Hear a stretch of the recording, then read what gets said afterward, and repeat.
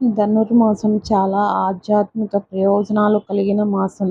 దీనికి ఎంతో విశిష్టత, ప్రాధాన్యత ఉంది. సూర్యుడు ధనస్సు రాశిలోకి ప్రవేశించిన తర్వాత ధనుర్మాసం ఏర్పడుతుంది. చాలామందికి ధనుర్మాసానికి సంబంధించి ఎన్నో సందేహాలు ఉన్నాయి. ధనుర్మాసాన్ని శూన్యమాసం అని ఎందుకంటారు? ధనుర్మాసంలో ఏం చేయవచ్చు, ఏం చేయకూడదు? ధనుర్మాసం యొక్క విశిష్టత ఏంటి? ధనుర్మాసంలో ముగ్గులకి ఎందుకంత ప్రత్యేకత? ఇవన్నీ కూడా చాలామందిలో ఉండే సందేహాలు.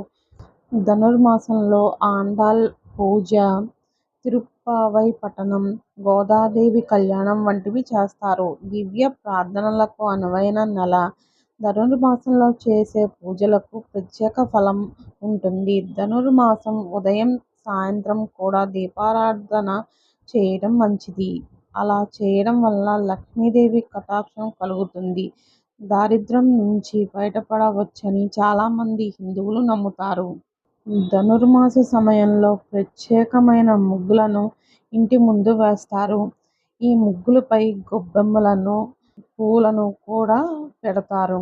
లక్ష్మీదేవి రూపమైన గొబ్బెమ్మలను ఆరాధించడం వలన మంచి జరుగుతుందని ఇలా చేస్తారు. చాలామంది పెళ్లి అవ్వాల్సిన అమ్మాయిలు ధనుర్మాసంలో పూజలు చేస్తారు. కానీ పెళ్లి కాని అబ్బాయిలు కూడా ధనుర్మాసంలో పూజలు చేయవచ్చు. అప్పుడు మంచి జీవిత భాగస్వామి వారి జీవితంలోకి వస్తుంది. ప్రతిరోజు సూర్యోదయానికి ముందు స్నానం చేసి పంచామృతాలతో మహావిష్ణువుని అభిషేకించి ఆ తర్వాత తులసి దళాలతో, పూలతో అష్టోత్తరం చదువుకుని పూజ చేయాలి. చివరిగా నైవేద్యాన్ని సమర్పించి నెల రోజులు ఇలా చేస్తే మంచిది. ఒకవేళ ఇలా చేయలేకపోతే 15 రోజులు కానీ, 8 రోజులు కానీ చేయవచ్చు. ఇలా ధనుర్మాసంలో పూజలు చేయడం వల్ల కళ్యాణ ప్రాప్తి కలుగుతుంది.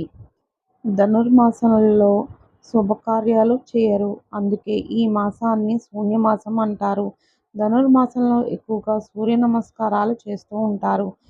విష్ణుమూర్తిని రోజు ఆరాధిస్తూ ఉంటారు. ధనుర్మాసంలో వైకుంఠ ఏకాదశి వస్తుంది. ఆ రోజు బ్రహ్మ ముహూర్తంలో నిద్రలేచి మహావిష్ణువుని ఆరాధించాలి. స్వామివారికి తులసి దళాలను సమర్పిస్తే చాలా మంచిది. తులసి కోట వద్ద సాయంత్రం స్త్రీలు పూజ చేస్తే మహావిష్ణువుని అనుగ్రహం కలుగుతుంది.